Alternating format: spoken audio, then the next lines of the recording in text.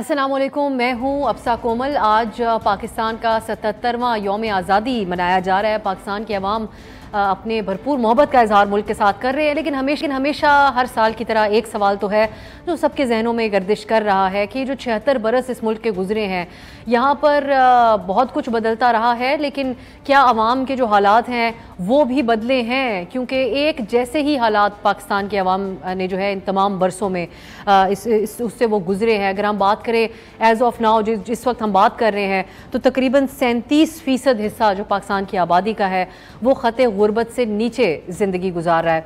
सो आवाम का जो मुल्क से मोहब्बत का वालेहाना इस्तकबाल है वो हमें फिर भी दीदनी नज़र आता है। पाकिस्तान के जो आवाम है वो इन तमाम मसाइल को एक तरफ रखते हुए जब भी यौम आज़ादी आता है उसमें अपने तमाम जो उनके तहफ़्फ़ुज़ात रहते हैं, जो मसाइल उनकी ज़िंदगी में होते हैं, उनको भुलाकर सड़कों पर निकलते हैं और उसको सेलिब्रेट करते हैं।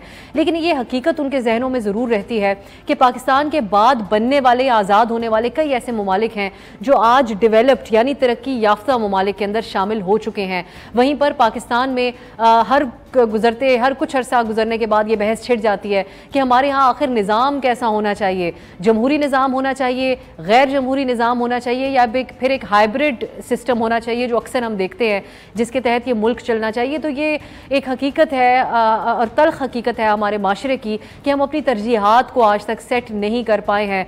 लेकिन इस सब के बावजूद पाकिस्तान के अवाम की जो बेलौस मोहब्बत है वो ये जाहिर करती है कि हालात कैसे भी क्यों ना हो, मुल्क के अंदर उनको अगर रोशन मुस्तकबिल ना भी नज़र आए तो वो इस दिन को ज़रूर सेलिब्रेट करेंगे। जबकि ये भी एक हकीकत है कि अगर हम पिछले सिर्फ एक साल के अहवाल को देखें तो इस मुल्क से जो पाकिस्तान के अवाम तकरीबन 10 लाख से ज़्यादा अफराद जो है वो ये मुल्क छोड़ कर जा चुके हैं। कुछ ने कानूनी इमिग्रेशन के तरीके अपनाए और कुछ ने वो तरीका अपनाया जिसने तमाम दिल दहला कर रख दिया। आप लोग जानते हैं उस कश्ती के हादसे को जिसमें गैर कानूनी तौर पर पाकिस्तान से कुछ लोग और नौजवान बिलखुसूस इस मुल्क से बाहर जा रहे थे। तो हम बात करेंगे एक तो आज के दिन पाकिस्तान के अवाम की जो मोहब्बत का इजहार और उम्मीद जो एक हमें नज़र आती है कहीं ना कहीं किसी न किसी लेवल के ऊपर, क्या उनको कुछ हासिल होगा आने वाले सालों में, या हमें किन बातों पर गौर करने की ज़रूरत है। दूसरी तरफ आज ही के मौके पर मुल्क के निगरान वज़ीर आज़म अनवार उल हक काकड़ साहब ने हलफ उठा लिया है।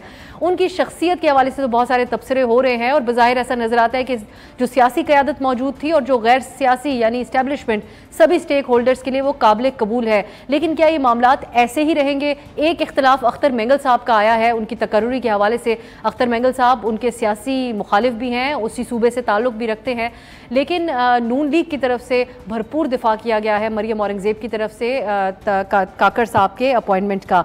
जबकि शाह महमूद कुरैशी साहब PTI का पॉइंट ऑफ व्यू देते हुए ये कह रहे थे कि काकड़ साहब की नामजदगी का मतलब यह है कि पीपल्स पार्टी और नून लीग की ख्वाहिश पूरी नहीं हुई है। सो हम ये प्रोग्राम के अंदर डिस्कस करेंगे कि अभी तक तो काबिल कबूल दिखाई दे रहे हैं, क्या आगे भी ऐसा ही रहेगा? फिर अनवारुल हक काकड़ साहब के लिए क्या चैलेंजेस उनको दरपेश होंगे मुल्क में फ्री एंड फेयर इलेक्शन कराने के हवाले से? क्या वो एक लेवल प्लेइंग फील्ड सबको दे पाएंगे इस इलेक्शन के हवाले से? और क्या ऑन टॉप ऑफ एवरीथिंग वक्त पर यानी फरवरी तक में भी इलेक्शन हो पाएंगे, या ये जो सेटअप है ये बहुत तवील हो जाएगा? और कैबिनेट में किस किस्म की शख्सियात हम उनकी कैबिनेट में देखेंगे? इन तमाम इशूज़ के ऊपर बात करने के लिए बहुत ही मौजूद है हमारे साथ मौजूद हैं। हमने आज के खुसूसी प्रोग्राम में दावत दी है महमद सरफराज साहिबा को, मज़हर अब्बास साहब और मुनीज़ जहांगीर साहिबा हमारे साथ हैं। आप तीनों का बहुत बहुत शुक्रिया। आगाज़ यौम आज़ादी से मैं करना चाहूँगी। मज़हर अब्बास साहब, 76 साल एक इंसान जब 76 साल का होता है तो वो बुज़ुर्ग कहलाता है, लेकिन हमारा मुल्क जो है उसने लोग ये सवाल करते हैं बिलखुसूस नौजवान कि हमने 76 साल में कुछ सीखा है, बहुत सारे एक्सपेरिमेंट्स तो हमने किए हैं, अब भी कोई उम्मीद रखी जा सकती है मामलात के दुरुस्त होने की, या आप समझते हैं कि हमें असर नौ जायज़ा लेना होगा जिस मकसद के लिए मुल्क बना था? शुक्रिया अफसा। जश्न आज़ादी तो बिल्कुल मनाना चाहिए, इसलिए कि आज़ादी की नेमत जो है वो ज़ाहिर है वो वही समझ सकता है जिसके वालिदैन ने या जिसके बुज़ुर्गों ने, जिनके बड़ों ने ग़ुलामी देखी है। आज़ादी के बाद भी लोग आज़ाद नहीं रह पाते। ये हमने देखा है पाकिस्तान बनने के बाद। लोगों के हुकूक़ की आज़ादी, शहरी आज़ादी, सियासी आज़ादी, अदलिया की आज़ादी, मीडिया की आज़ादी, ये वो आज़ादियाँ हैं जो अगर मिलती तो शायद मुल्क की सिमत बेहतर होती। बदकिस्मती से ऐसा नहीं हुआ। देखिए, जिना का जो पाकिस्तान था और जिना का जो पाकिस्तान है वो बिल्कुल मुख्तलिफ पाकिस्तान था। करारदाद पाकिस्तान 1940 में किसी ड्राइंग रूम में नहीं तैयार की गई थी, वो एक जलसा आम में जो है मंजूर कराई गई थी। उसके क्या माने थे? उसके माने ये थे कि पाकिस्तान की एक पॉलिटिकल डायरेक्शन थी, पाकिस्तान बनाने में एक जमहूरी जद्दोजहद करनी थी। और अगर आप देखें तो वहाँ की असेंबलियों ने पाकिस्तान के हक़ में वोट दिया तो पाकिस्तान बना। जो जीएम सैयद ने सिंध असेंबली में खड़े होकर पाकिस्तान का रेजोल्यूशन दिया तो पाकिस्तान बना। कायदे आज़म ने 11 अगस्त 1947 की तकरीर में अपनी पॉलिसी बताई तो पाकिस्तान बना। इस सारे उसका मकसद क्या था?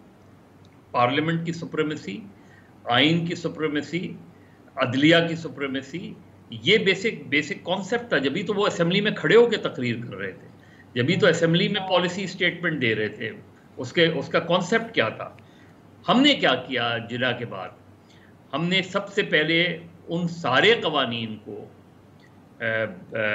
1947 के बाद जिन कवानीन के ज़रिए अंग्रेज़ों ने तहरीक आज़ादी को कुचला था, उन सारे कवानीन को हमने पाकिस्तान के सिक्योरिटी एक्ट का, पाकिस्तान के एक्ट का हिस्सा बना दिया। चाहे वो 1861 का कानून हो, चाहे 1923 का कानून हो, या उसके बाद आप देखे जाए उसके बाद जो नए कवानीन भी बने उनमें भी हमें तहफ़्फ़ुज़ नहीं नज़र आता। उनमें भी हमें नज़र आता है कि कहीं ना कहीं मैसूर करने की बात की जा रही है, हिसार में लाने की बात की है। और देखिए, एहसास महरूमी की अक्सर हम जिक्र करते हैं, छोटे सूबों के एहसास महरूमी। पाकिस्तान का जो सबसे बड़ा सूबा था, जो सबसे बड़ा इलाका था, वो तो अक्सरियत ही था ना, मशरक़ी पाकिस्तान। तो वहाँ क्यों एहसास महरूमी था जी? वो किस चीज़, वो उस सवाल को हम एड्रेस नहीं करते। तो जब वो डिमांड कर रहे थे, जब वो मुतालबा कर रहे थे अपने राइट्स का, तो इस मुल्क में अक्सरियत ने भी अपने राइट्स मांगे हैं, अक़लियत ने भी अपने राइट्स मांगे हैं। ऐसा ही जी। ये पाकिस्तान का सबसे बड़ा जो प्रॉब्लम रहा है और आज तक चल रहा है कि हम डायरेक्शनलेस नेशन हैं। हमारी कोई डायरेक्शन का तयन नहीं हो रहा। हमने एजुकेशन के फील्ड में कुछ नहीं किया, हमने साइंस के फील्ड में कुछ नहीं किया, हमने अच्छे साइंसदान नहीं पैदा किए, हमारे तालीम, और जब तक देखिए तालीम जब तक नहीं होगी, बेहतर तालीमी निज़ाम नहीं होगा, पाकिस्तान का सियासी निज़ाम भी बेहतर नहीं हो सकता। पाकिस्तान में अच्छे, ये बेसिक मेरा ख्याल है। अगर हम बिल्कुल सही बात है मज़र साहब। डायरेक्शन की जो सर आप बात कर रहे हैं, मैं मुनीज़े की तरफ यही बात लेके जाना चाहूँगी। मुनीज़े, तमाम बहस के अंदर जब भी एनालाइज किया जाता है पाकिस्तान के मसाइल को, तो सिस्टम्स और तरजीहात के ऊपर बहुत ज़्यादा जोर दिया जाता है कि ना ही पाकिस्तान में हम सिस्टम्स बना सके, ना ही तरजीहात। आजकल एक नई डिबेट है जो फॉर्मर वज़ीर ख़ारिजा बिलावल साहब ने जो पार्लियामान में कहा कि हम इदारों को उनके डोमेन में नहीं रख सके, इस बात का उन्होंने एतराफ़ किया। तो आपकी नज़र में क्या आप समझती हैं कि हम नहीं डिफ़ाइन कर पाए? अगर डिफ़ाइन कर पाए होते तमाम इदारों की डोमेन, अदलिया के हवाले से पिछले चंद महीनों के अंदर जिस किस्म की डिबेट रही और ख़ुद अदलिया के अंदर से आवाज़ें उठी, उसके अलावा जिन इदारों का काम दिफा करना है, उनके अपने काम के अलावा इजाफी जो मामलात रहते हैं साथ में, वो यकीनन एक बोझ भी होता है। और मईशत ऑब्वियसली एक पाकिस्तान का एक अहम मसला है जो तमाम इदारों को कंसर्न भी करता है। सो आप समझती हैं कि जब एतराफ़ पार्लियामान के फ्लोर पर भी किया जाएगा कि हम नहीं कर पाए, सबको अपनी डोमेन में रख पाए, तो फिर उसके बाद उम्मीद वैसे ही बहुत कम हो जाती है?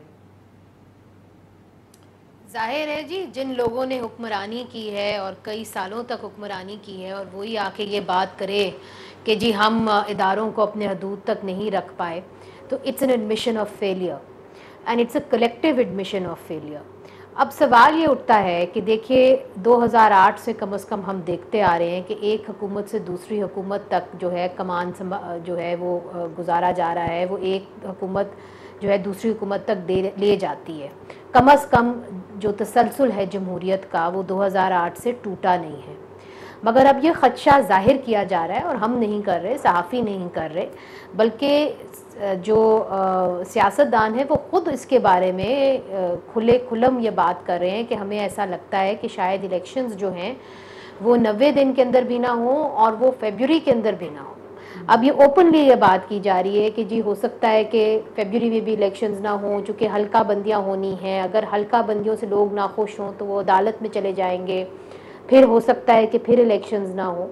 तो जब आप ये तसलसल तोड़ देंगे, कि फिर नई मुंतखब नुमाइंदे नहीं आएंगे, तो मैं समझती हूँ कि इस हुकूमत के, यूनाइटेड गवर्नमेंट के 13 जमात का जो ये इत्तेहाद था, कम अज़ कम 13 जमात का, ये उसकी सबसे बड़ी फेलियर होगी कि इस तसलसल को ये तोड़ देंगे। From one government to the other, the transfer of democratic power, the cycle has been broken. So एक तो ये बात। दूसरा, पाकिस्तान का क्या ख्वाब था क्या नहीं था, अगर आप शुरू में ही देख लें, जब कायदे आज़म मोहम्मद अली जिन्ना साहब ने अपनी पहली जो एक कानून साज असम्बली बनाई थी, तो उनके जो पहले वज़ीर कानून थे वो जोगिंदर नाथ मंडल थे। और क्या हुआ, जोगिंदर नाथ मंडल साहब ने एक ख़त लिखा था जिसके अंदर उन्होंने अपना इस्तीफ़ा दिया और उन्होंने कहा कि यहाँ की जो इस्टेब्लिशमेंट है वो मजहबी अक़लियतों के साथ अच्छा नहीं कर रही, और वो जो मज़हब है उसको आलाकार के तौर पे इस्तेमाल कर रही है ताकि यहाँ पे जो है पॉलिटिकल स्टेबिलिटी ना रहे। और वो ये इस्तीफ़ा देख के पड़े हट गए थे। तो हमें ये देखना होगा कि जो हमारी सिमत अनफॉर्चुनेटली शुरू से ही ठीक नहीं रही, और उसके अंदर जो लोग आए जिन्होंने कायदे आज़म मोहम्मद अली जिन्ना का साथ दिया, जिनको उन्होंने खुद अपॉइंट किया, वो इसका इजहारे राय, इसका जो है एक्सप्रेशन दे के वो जा चुके हैं, वो इसको बरमला इसको बता चुके हैं हमें। सो जहाँ तक आप बात कर रही हैं सिमत की, तो सिमत तो ठीक नहीं थी, मगर अब जो सिमत हम इख्तियार करने जा रहे हैं, this will be a break from 2008 where one democratic government may not go to another democratic government, और बीच में केयर टेकर का इतना लंबा जो है वो आ जाएगा, और मेरा ख्याल है ये जमहूरियत को बड़े साल जो है पीछे ले जाएगा। तो इसका जो खदशा जाहिर किया जा रहा है, ये खतरे की घंटी होनी चाहिए। मैं इलेक्शन के ऊपर तफसीली तौर पे आती हूँ, लेकिन मैं चाहूँगी महमल, पहले जो हम यौम आज़ादी की बात करें और जो बात मुनीज़े ने कही, अगर एक तसलसल अब तक तो रहा है जो जमहूरियत के हवाले से, वो नहीं अगर टूटा, लेकिन जो हाइब्रिड सिस्टम का जो रुझान है वो जिस अंदाज में बढ़ाया गया, वो साबिका हुकूमत हो, ये इस असम्बली के टोटल जो 5 साल थे या ये हों, इनके किए हुए फैसलों के जो दूर रस आगे नताए जाएंगे, आप समझती हैं हम पीछे गए हैं हर हवालों से अगर बात करें? जी अब्सा, बिल्कुल हम पीछे गए हैं। 7 दहाइयाँ गुजर चुकी हैं पाकिस्तान को आज़ादी हासिल किए हुए। तो इतने सालों के बावजूद भी अगर जमहूरियत पिछले 15 साल के अंदर, तो बिल्कुल जिस तरह मुनीज़े ने पॉइंट आउट किया कि 2008 से लेकर 2023 तक गवर्नमेंट की एक ट्रांजिशन हुई है, स्मूथ हो ना हो लेकिन एक ट्रांजिशन तो हुई है। तो लेकिन उससे पहले अगर आप देखें तो हमने कितने साल का उससे पहले एक मार्शल लॉ देखा था। वैसे भी पाकिस्तान के अंदर जो है हमने जमहूरियत का तसलसल नहीं कभी देखा, जो कि बड़ा अनफॉर्चुनेट एक चीज़ है। और अब जबकि 3 हुकूमतें अगर अपनी मुद्दत जो है वो 3 पार्लियामेंट्स जो है वो अपनी पूरी कर गई, तो वाकई बिल्कुल होना चाहिए कि एक चौथे में हमें जाना चाहिए था, और हमें श्योर होना चाहिए था इस वक्त। ये जो अनसर्टेनिटी है कि मुद्दत पे इलेक्शन नहीं होंगे, कि नवंबर में नहीं होंगे, फरवरी में नहीं होंगे, हो सकता है जी बांग्लादेश मॉडल हो जाए, लंबा हो जाए, ये जो सारी अनसर्टेनिटी है ये तो होनी ही नहीं चाहिए थी, क्योंकि पाकिस्तान जो है उसकी सिमत तय होनी चाहिए थी, और वो सिमत उसकी तय थी।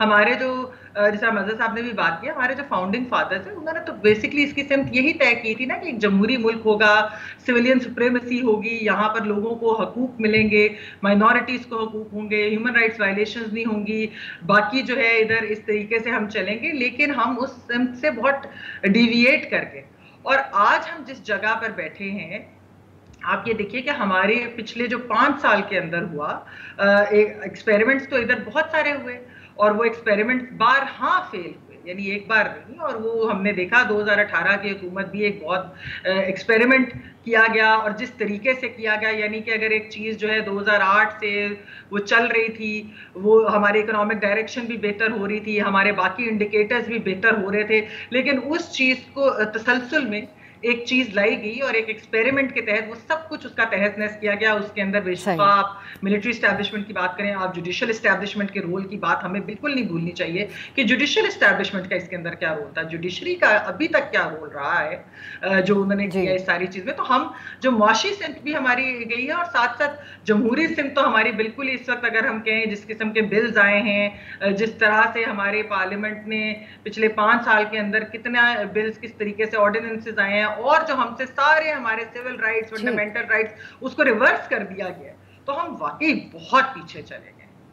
ठीक, मैं एक बिल्कुल आपकी इस बात से भी करते हुए महमल एक शॉर्ट ब्रेक की तरफ जाऊंगी, वापस आएंगे तो हम बात करेंगे जो निगरां वज़ीर आज़म बने हैं काकड़ साहब, अनवारुल हक काकड़ साहब, कैसा है उनका इंतखाब, और फिर कुछ ऐसे खदशात बज़ाहिर लगता है कि जो बिलखुसूस मुस्लिम लीग नून के दिल के अंदर तो हैं लेकिन अभी तक ज़ुबान पर नहीं आए हैं। सो वो क्या खदशात हैं, बात करते हैं एक ब्रेक के बाद।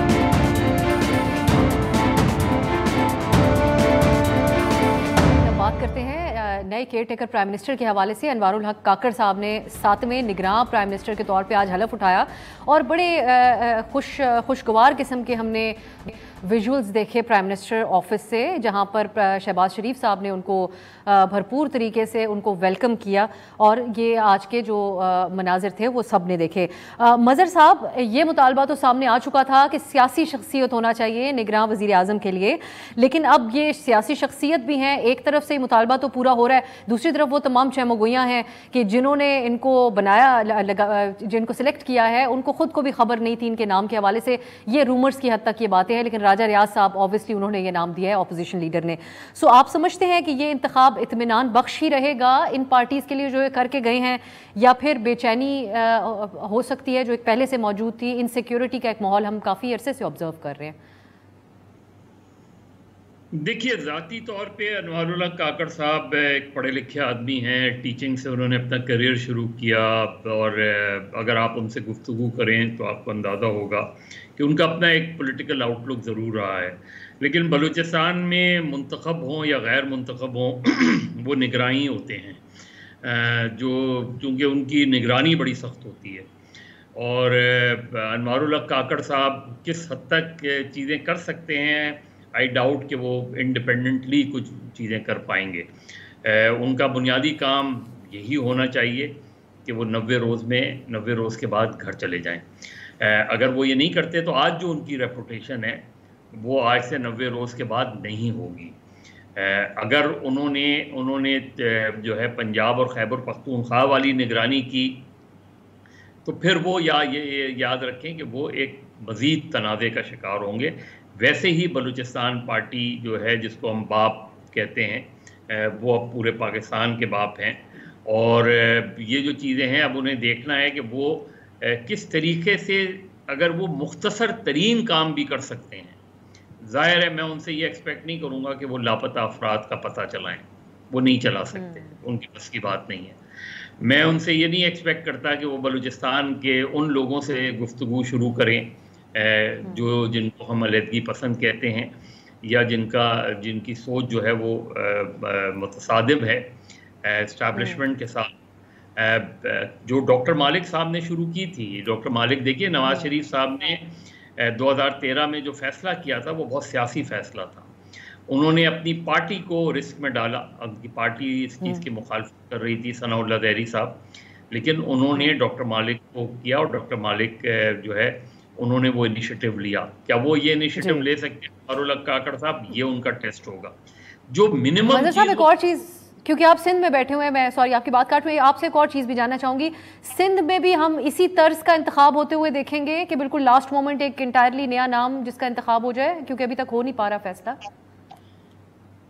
देखिए, जो मेरी इत्तला है कि वो ये कि बिलावल भुट्टो, मुराद अली शाह और नासिर शाह साहब के दरमियान जो है वो गुफ्तगू हुई है और कोई 3 नाम हैं जिन पर बात हुई है। उन्होंने हो सकता है कि अब जो मुलाकात हो रही हो उसमें वो नाम डिस्क्लोज हो जाए, लेकिन ये कि उसमें कुछ था, कोई 1-2 नामों पे डिफरेंट पॉइंट ऑफ व्यू आया, बिलावल साहब का भी और मुराद अली शाह साहब का भी। लेकिन होपफुली जो MQM है वो MQM के वो हैं वेट कर रहे हैं कि इनकी तरफ से क्या नाम आता है। मुझे लग रहा है कि इत्तेफाक राय हो जाएगा, जो और कोई ऐसा नाम शायद ना आए जो सबके लिए सरप्राइजिंग हो, जिस तरह अनवारुल हक काकड़ साहब का हो। लेकिन ये जो मैं आपसे बात कर रहा हूँ कि जो मिनिमम काम अनवारुल हक काकड़ साहब अगर कर सकते हैं तो वो मीसाक़े बलूचिस्तान का इनिशिएटिव ले सकते हैं। वो सियासी जमातों को, सियासी ग्रुपों को मीसाक़े बलूचिस्तान के ऊपर ला सकते हैं, मीसाक़े सियासत पर ला सकते हैं, मिनिमम एजेंडे पर वो इत्तेफाक राय पैदा करने की कोशिश कर सकते हैं बशमूल तहरीक इंसाफ। और ये उनकी जिम्मेदारी होगी। अब ये नहीं, उनकी इलेक्शन कराना उनकी जिम्मेदारी नहीं है, लेकिन उनकी जिम्मेदारी क्या है? उनकी जिम्मेदारी ये है कि उनकी एडमिनिस्ट्रेशन, उनके नाक के नीचे जो एडमिनिस्ट्रेशन काम कर रही है, उसमें पॉलिटिकल विक्टिमाइजेशन के केसेस ना हों, उसमें ह्यूमन राइट्स की वायलेशन के केसेस ना हों, उसमें मीडिया की सप्रेशन के केसेस ना हों। ये उनका इम्तिहान होगा। बाकी मुझे जाहिर है उनसे कोई बहुत ज़्यादा एक्सपेक्टेशन होनी भी नहीं चाहिए, जो कि ऑब्वियसली मदर साहब इम्कानात में नजर नहीं आता, जैसे वक्त में और जिस नौयत के फैसले हो रहे। मैं जी बिल्कुल लास्ट जी मदर साहब, आज तक पाकिस्तान की सियासी तारीख में निगरां हुकूमत मां सिवाय ये अभी जो पंजाब और केपी में हुआ 90 रोज से ज़्यादा नहीं रही है। इसलिए मुझे इस चीज़ का बहुत कम इम्कान लगता है कि ये बहुत ज़्यादा जो है तवील होगा दौर। और अगर तवील होगा जी जी जी जी मदर साहब, अगर होगा तो मजा आप मुकम्मल करें। सिंध में जो एक जज साहब का नाम गर्दिश में है, उन्होंने ये कहा है कि अगर उनको कंसीडर किया जा रहा है तो ये याद रखें कि वो 90 रोज से ज़्यादा नहीं रहेंगे। वेरी इंपॉर्टेंट मदर साहब, एक की तरफ जाते हैं आपकी इसी बात के ऊपर कि अगर तवील होगा तो फिर क्या खदशात हैं जो अभी से भी मौजूद होंगे कहीं ना कहीं और जो बढ़ भी सकते हैं। इस पर हम मुनीज़े से और महमल से बात करेंगे एक शॉर्ट ब्रेक के बाद।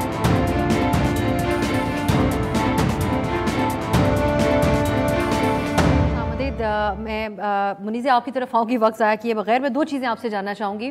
आपको आने वाले दिनों के अंदर नून लीग में इन निगरान प्राइम मिनिस्टर को लेकर क्योंकि कानून साजी करके निगरान के इख्तियारात बढ़ा दिए गए हैं। पहले इस किस्म की डिबेट नहीं होती थी निगरान सेटअप के हवाले से जो अब हो रही है। सो ये फॉरेन इन्वेस्टमेंट के इनिशिएटिव्स के हवाले से भी और मईशत के हवाले से फैसले भी कर सकेंगे।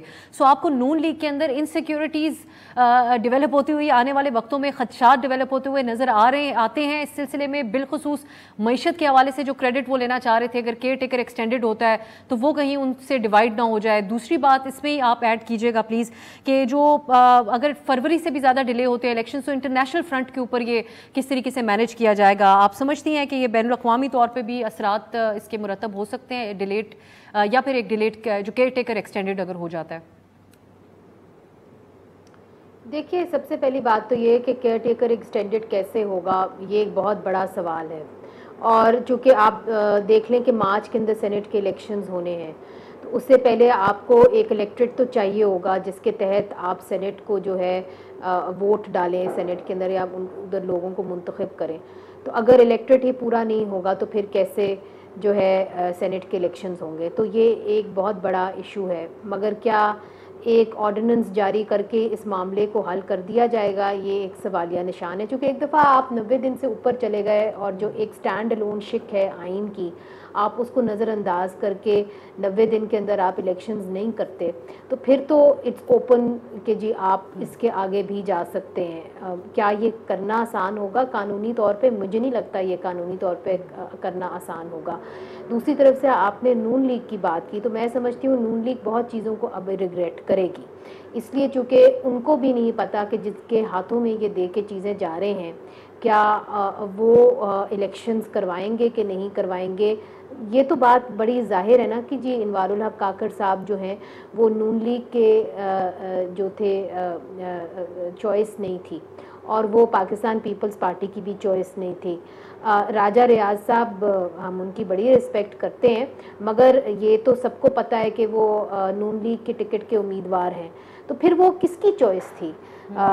ये सबको पता है वो किसकी चॉइस थी। तो जाहिर है जिनके हाथों में अब कमान है वही फैसले करेंगे। अब नून लीग के हाथों में तो वो कमान नहीं। अफसोस की बात तो ये है कि इतने घाक सियासतदानों ने, ज़ीरक सियासतदानों ने अपने हाथ से ही जो है चीज़ किसी के और के गैर सियासी लोगों के हाथों में थमा दी, तो फिर जो है हम अपना मुजरिम कहाँ ढूंढें?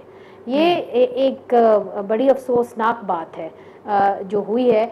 और आपने कहा कि इंटरनेशनल कम्युनिटी मानेगी कि नहीं मानेगी। देखिए, जो इन्होंने एक इकोनॉमिक काउंसिल जो तश्कील दी है उसके अंदर ये कहते हैं कि जी बहुत सारे ये उम्मीद की जाती है कि जो मुल्क हैं वो इसके अंदर इन्वेस्टमेंट करेंगे। उसके अंदर यूएई की बात करते हैं, उसके अंदर सऊदी अरेबिया की बात करते हैं, चाइना का सीपेक प्रोजेक्ट यहाँ पे चल रहा है। अब ये तमाम ऐसे मुल्क हैं जहाँ पे जमहूरियत नहीं है और वो जमहूरियत को कोई ख़ास अहमियत भी नहीं देते हैं। तो क्या उनके लिए ज़्यादा आसान होगा कि वो एक, देखिए आईएमएफ के एतबार से अमेरिका को कोई फ़र्क नहीं पड़ता अगर यहाँ पे जमहूरियत हो या कि यहाँ पे आमरीत हो। वो कहें कुछ और करें कुछ और, ये भी हमने देखा है माजी में अमेरिका ने यहाँ पे डिक्टेटर्स को ही सपोर्ट किया है। मगर ये सवाल ज़रूर है कि IMF will be uncomfortable dealing with a government जो अनसर्टन टर्म्स पे आई हो, जिसका कुछ पता नहीं कि आज है और कल नहीं है। उसकी वजह यह है कि उनको इससे सरोकार है कि जी हमारी जो भी हमारी पॉलिसीज हैं वो इम्प्लीमेंट हो कि ना हो। अगर वो हुकूमत उसको इम्प्लीमेंट ही नहीं करने के लायक या वो आज जा रही है और कल जा रही है तो वो उस हुकूमत के साथ कंफर्टेबल नहीं होंगे। इसलिए वो चाहेंगे शायद कि केयर टेकर गवर्नमेंट ना हो, बल्कि एक ऐसी मुंतखब नुमाइंदों के ऊपर एक हुकूमत हो जिसको हमें पता हो कि ये 5 साल चलनी है। इस बेल आउट से पहले, और ये भी इस बात का मुनीज़ इशारा करता है कि जिस तरीके से गैर मामूली तौर पर आईएमएफ की टीम ने 3 बड़ी जमातों से मुलाकात भी की थी, तो बज़ाहिर इस बात के ऊपर काफ़ी फोकस रहा। महमल, अब जिस तरह यहाँ पर मुनीज़े की तरफ से भी बात की जा रही है, वो समझती हैं बहुत सी चीज़ों को रिग्रेट किया जाएगा और वाज़े भी हैं बहुत से इस किस्म के इकदाम पिछले 16 महीने में हुए हैं। अगर निगरान प्राइम मिनिस्टर चॉइस नहीं भी थी लेकिन इसको इंडोर्स तो किया, इसी तरह से और भी बहुत सारे इकदाम हैं, अगर चॉइस नहीं भी थी उसको इंडोर्स तो किया। अख्तर मैंगल साहब आज जो तनकीद कर रहे हैं लेकिन वो इस सिस्टम में तो 16 महीने शामिल रहे। इसी तरह नवाज शरीफ साहब बेशक मुल्क से बाहर बैठे हुए हैं लेकिन उनकी पार्टी ये भी तो कहती है कि हमारे कायद की हाँ के बगैर कोई फैसला नहीं होता। आप समझती हैं कि ये किसी भी सूरत बरीउज़िम्मा हो सकते हैं मुस्तकबिल में इन पिछले 16 महीने के तमाम फैसलों से? को भी कहना है कि उनके बहुत मजबूरी के तहत किया गया था, तो लेकिन आप लोग ये हुकूमत के अंदर थे, आप लोग ही ये कवानीन लाए हैं कि जिसके तहत जो है अब हमारे सिविलियंस के पास जो है वो कोई ताकत नहीं रही। आपने स्पेस जो है वो पूरी की पूरी सीड कर दी, वो ऑफिशियल सीक्रेट्स एक्ट हो, वो ख्वा दूसरे कवानीनों के, जिसके तहत जो है अब सिविलियंस यानी कि आम शहरी जो है जो उनके साथ जो होगा। दूसरी चीज मैं आपको ये जरूर कहूंगी, देखिए अब सर बात यह है कि अब तो नून लीग के जो रहनुमा हैं वो पब्लिकली प्राइवेटली क्या बातें कर रहे हैं कि जी वोट को इज्जत दो, किताबी बातें थी, इस तरह की बातें कर रहे हैं। और वो जो तर्ज सियासत के मियाँ साहब भी जो है वो शहबाज साहब वाली तर्ज सियासत करेंगे, इस तरह की बातें करें। हालांकि उनके तर्ज सियासत मुख्तलिफ है लेकिन at the end of the day जिस तरह के कवानीन पास हुए हैं, नून लीग की हुकूमत थी यानी कि कोलिशन गवर्नमेंट थी पीडीएम की, लेकिन मियाँ शहबाज शरीफ साहब उसको लीड कर रहे थे और वजीरे जो आपके खजाना थे वो भी आपके नून लीग के ही रहे दो। तो ये जो चीजें हैं ये तो हमारे सामने है। मेरे लिए तो एक्चुअली ये बहुत बड़ी एक प्रॉब्लमेटिक चीज है कि जिस तरीके से ये खुद वैसे जब ऑपोजिशन के अंदर थे तो यही बात करते थे कि जमहूरी रिवायतें खत्म हो रही हैं और ये जो ऑर्डिनेंस के तहत चीजें आ रही हैं, और एक स्पेस की बात करते थे कि बड़ी मुश्किल से वो स्पेस जो थोड़ी करके सिविलियन ने वापस ली थी वो जी वापस दे दी गई है। तो जो स्पेस वापस दी गई थी आपने तो उससे भी बढ़कर स्पेस दे दिया वापस। ये एक बहुत बड़ा इनके ऊपर जो है, इनके ऊपर ये सवाल तो उठेंगे क्योंकि ये तो इन्होंने चीज की है। और रिग्रेट तो देखिए हमने देखा है कि जब बाहर होते हैं हुकूमत से तो फिर बहुत सारी चीजें रिग्रेट तो करते हैं, लेकिन उस रिग्रेट का जो है वो फायदा क्या होगा?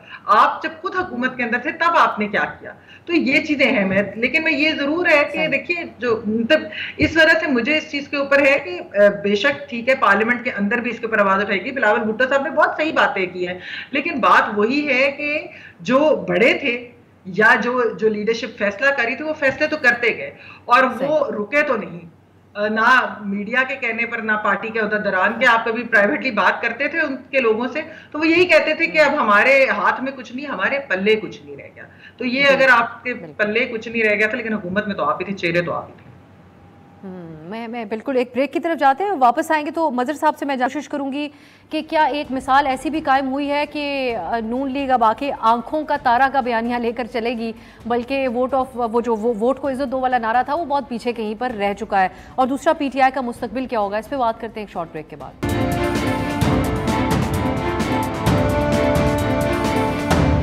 ब्रेक के बाद खुश आमदीद। प्रोग्राम के आखिरी लम्हात हैं, तीनों मेहमानों का एक क्विक कमेंट शामिल करते हैं। मजर साहब स्टार्टिंग विद यू, अब पीटीआई का आप मुस्तकबिल इस निगरान दौर में कुछ मुख्तलिफ होता हुआ देख रहे हैं। आप समझते हैं कि अगर कुछ ताल्लुकात में बेहतरी की कोशिश पीटीआई चेयरमैन की तरफ से की जाए तो उसके कोई असरात, क्योंकि बलूचिस्तान अवामी पार्टी के नुमाइंदे के तौर पर तो वो कोलिशन में रहे हैं पीटीआई के साथ, और उस वक्त पीटीआई चेयरमैन जब प्राइम मिनिस्टर थे तो उनके बारे में काफ़ी नेक ख्यालात निगरान प्राइम मिनिस्टर इस वक्त के जो हैं वो रखते थे। देखिए चेयरमैन साबिक वज़ीर आज़म का मामला तो मुझे मुश्किल लग रहा है कि उन्हें वो स्पेस मिलेगी, वो फ्लेक्सिबल रवैया। हालांकि कम अज़ कम जो अब वज़ीर आज़म नहीं रहे शहबाज शरीफ साहब या निगरां वज़ीर आज़म, और कुछ नहीं तो इतना तो कर सकते थे कि उनका ट्रांसफ़र अटक जेल से अडियाला जेल कर सकते थे। इसके लिए अदालतों की क्या ज़रूरत है? आप जहाँ से सज़ा हुई है उसी शहर में अगर उसकी जेल में रहे तो उसमें क्या है? और एक साबिक़ वज़ीर आज़म को बेहतर फैसिलिटीज़, चले उनके दौर में जब लोग गिरफ़्तार हुए थे मुस्लिम लीग नून के, ख़ास तौर पे वज़रा वग़ैरह, उनके साथ कोई बेहतर सलूक नहीं किया गया था। लेकिन पॉलिटिक्स में टिट फॉर टैट नहीं होता। पॉलिटिक्स में अच्छी रवायात कायम की जाती हैं ताकि लोग याद रखें, लोग कंपेयर करें कि देखें जी आपने अपने दौर में ये सलूक किया था और आपके साथ ये सलूक हुआ। मेरा ख्याल है निगरां वज़ीर आज़म को का ये बहुत जिम्मेदारी है, सिर्फ उन्हीं के लिए नहीं, PTI के साथ और कुछ नहीं। आप शाह महमूद कुरैशी बाहर हैं, उनके साथ वो मैंने यही बात की थी कि अगर आप बुलाएं और सियासी दायरे में मुज़ाकरात करें, इख्तलाफ करें, कानून को अपनी law should take its own course, ये सब कुछ करें, लेकिन एक पॉलिटिकल टेंशन को, सियासी कशीदगी को कम करें। देखिए लेवल प्लेइंग फील्ड कोशिश तो सवाल से करें, ठीक, इलेक्शन से बाहर रखा जाएगा तो मेरा ख्याल है उस इलेक्शन की क्रेडिबिलिटी नहीं बनेगी। ठीक। महमल, आपके ख्याल में, अब कल आर्मी चीफ ने खिताब भी किया काकुल में, उन्होंने कहा कि अवाम और अफवाज में दरार डालने की मजमूम कोशिशें नाकाम होंगी। इसका एक इल्ज़ाम PTI के ऊपर भी 9 मई के वाक़यात के हवाले से लगता है। इस बयान को किस कॉन्टेक्स्ट में देखा जाए? आप समझती हैं कि बहुत कम चांसेस हैं जिस तरह ये एक तज्ज़िया दिया जा रहा है PTI के लिए? देखिए, अभी तो फिलहाल जो सिचुएशन है ऑन द ग्राउंड और जो हम बातें सुन रहे हैं उसके मुताबिक तो ऐसे ही लगता है कि बहुत कम चांसेस हैं।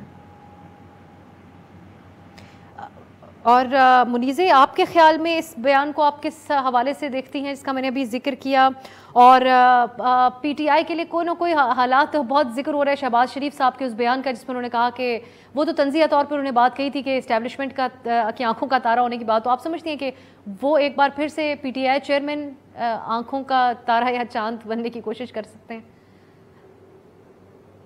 देखिए, आंखों का तारा जो होता है ना, वो बहुत जल्दी किसी और चीज़ में भी तब्दील हो जाता है। पाकिस्तान में वक्त वक्त की बात होती है और हमारा साइकिल ही, सियासी साइकिल ही ऐसा है कि उसको किसी और चीज़ में तब्दील होते हुए ज़्यादा टाइम नहीं लगता। तो आज अगर आंखों का तारा है तो कल पाँव की जूती भी बड़ी जल्दी हो सकती है। तो सियासतदानों को इस बात को सोच लेना चाहिए कि वो किसकी आंखों का तारा बनना चाहते हैं। क्या वो अवाम की आंखों का तारा बनना चाहते हैं या कि वो कहीं और की आंखों का, गैर सियासी लोगों के आंखों का तारा बनना चाहते हैं? और अगर उनकी आंखों का तारा बनना चाहते हैं तो एक पुरानी कहावत है हमारी कि आप जिसके हाथ में भी अपनी चुटियाँ पकड़ाएंगे तो आप आप ना समझेगा कि वो खींचेंगे नहीं, तो जिनके हाथ में पकड़ाएंगे वो खींचेंगे ज़रूर। तो बेहतर यही होता है सियासतदानों के लिए कि वो अवाम की तरफ देखें, ना कि कहीं और की तरफ देखें। अब आज अफसोस की बात यह है कि हमारी जितने भी सियासतदान हुकूमत में थे, उन्होंने क्या इस बात को नहीं सोचा था कि जब वो जाएंगे तो वो इतने गैर मुस्तहकम सेटअप के दे के जाएंगे जहाँ पे हम ये तबसरा कर रहे होंगे कि क्या इलेक्शंस होंगे कि नहीं होंगे नवंबर में या फरवरी में। बिल्कुल सही। मुनीज़े, वक्त खत्म हो रहा है मेरे पास। बहुत शुक्रिया मुनीज़े, मज़हर अब्बास साहब और महमल सरफराज, आप तीनों का। जैसे मुनीज़े ने कहा, अगर अवाम की आंखों का तारा बनने की सियासतदान कोशिश करें तो अवाम अपने आप को दुनिया के सबसे खुशकिस्मत अवाम समझेंगे। आप सबको यौम आज़ादी मुबारक हो। इजाज़त दीजिए, खुदा हाफ़िज़।